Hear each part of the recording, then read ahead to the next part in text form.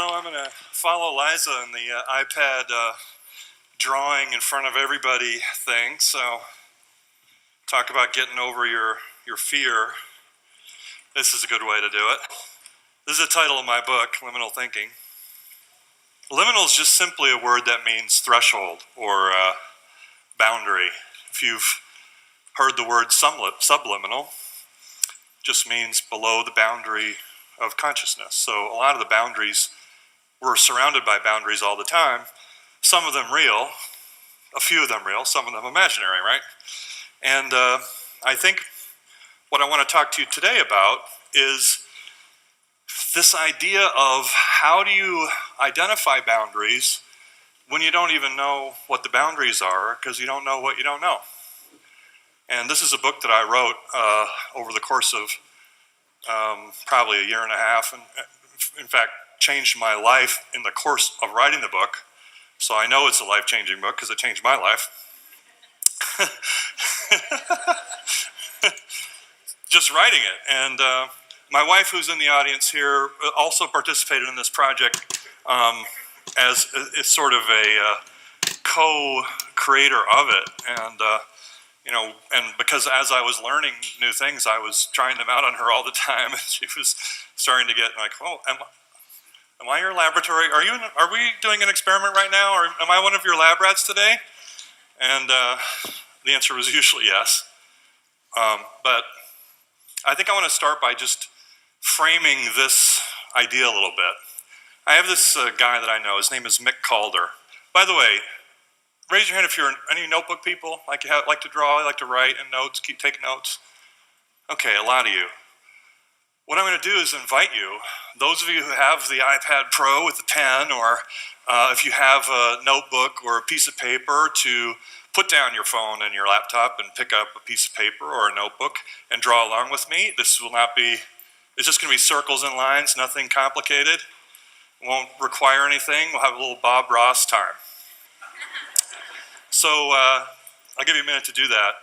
And while you're pulling out some paper, I want to tell you about this guy named Mick Calder, a friend of mine. He is what they call a turnaround guy. Familiar with that term? Turnaround person, turnaround guy?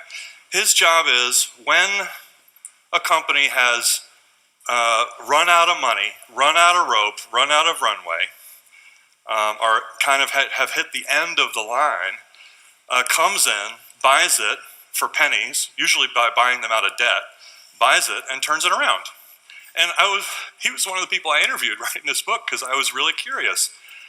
How can you come into a company when everything's gone? They've given up. Everything's gone. You come in, they're out of money, they're out of everything. They've had experience, maybe 10, 20, sometimes as much as 50 years experience running this business. You come in and turn it around. How do you do it? Good question, don't you think? I was really curious. He said, "You know what, Dave? By the time we come in,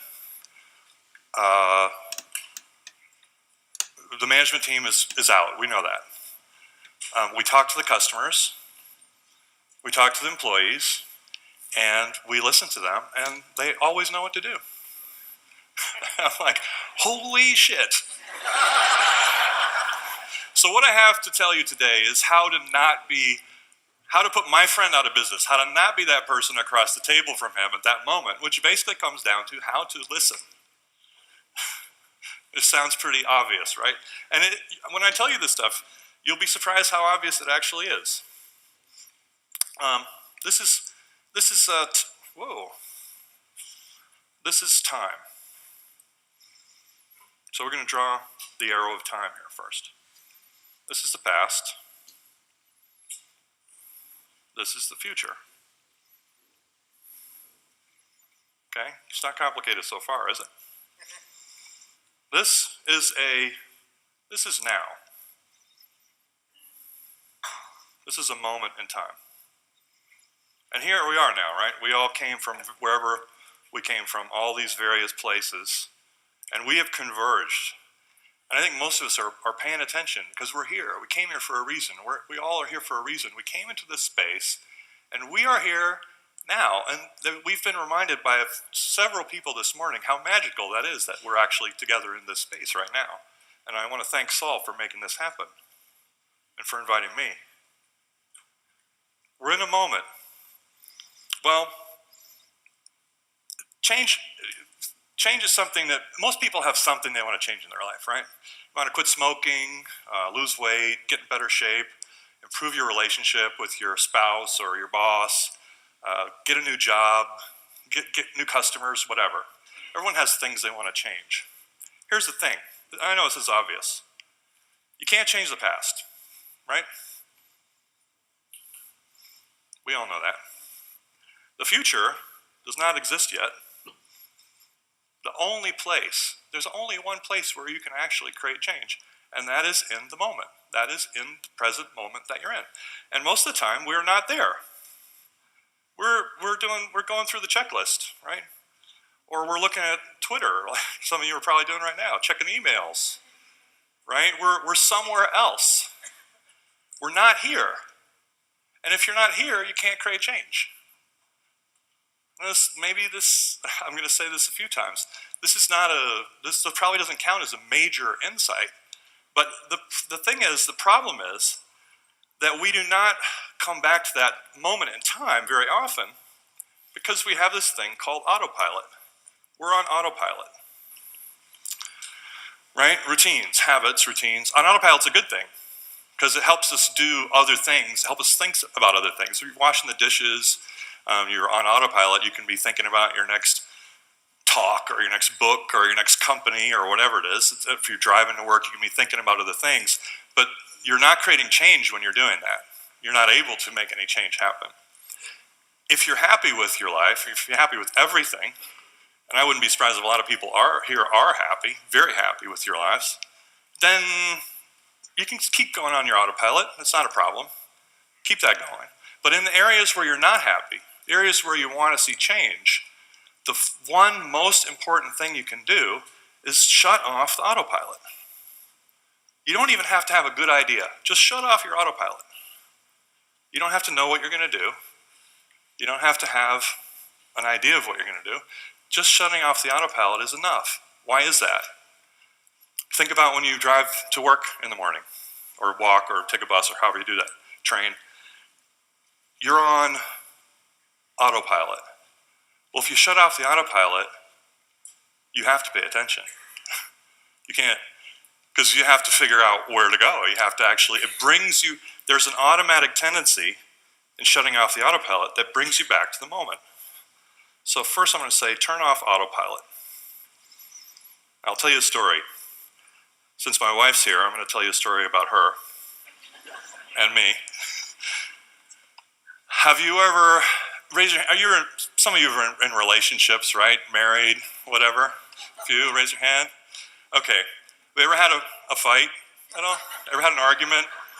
No, never. Ever had an argument where maybe you were drinking and like one of you, in my case, maybe it's me, usually sleeps on the couch, and you wake up in the morning and you're like, what was that argument actually about? And you're not actually sure what it was about, but you know you're in trouble, or there's something, you know. Well, we have had that. This is part of what I mean when I say my life's been transformed by this book, because we were in one of those modes, and it was a Saturday. It was a Friday night we had the argument. We slept in separate bedrooms.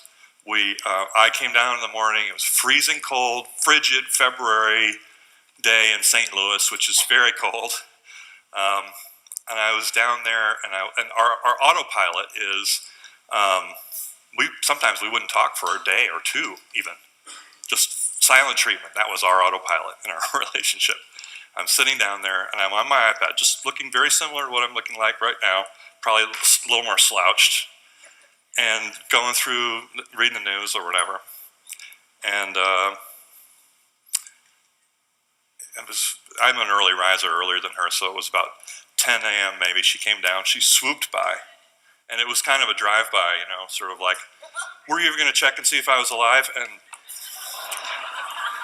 but there was no opportunity to answer because she was already gone, and she was in the kitchen making a coffee. And this was a familiar thing. And I was working on this book and thinking, okay, how do I shut off my autopilot? What's my autopilot? Well, my autopilot was, well, fuck you. I'm going to screw you. I'm going to, I'm just going to wait and it'll cool off and I'm just going to read Facebook or whatever. And I thought, no, I'm going to shut off my autopilot. What am I going to do? And this is what I mean. You don't have to know what you're going to do. Just do something different. That's going to be my second piece. Do something different. Turn off your autopilot. Do something different.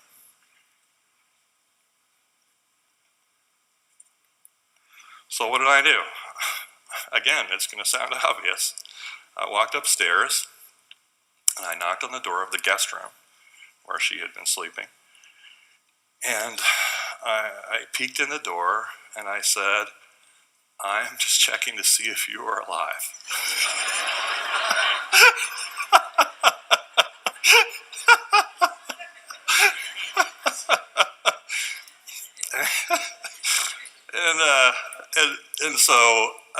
And she looked up. She had her iPad also on her coffee. And she looked up at me and she said, are you going out? And so I was running. Well, what's my autopilot? I can't do it. Whatever it is, can't do the autopilot. So the autopilot was, hell no, it's February, it's freezing cold out, it's a Saturday, I don't even have my shoes on. No, but I tried to shut it off, okay? Easy to say, hard to do in the moment sometimes. Shut it off. And I said, yeah, I'm going out.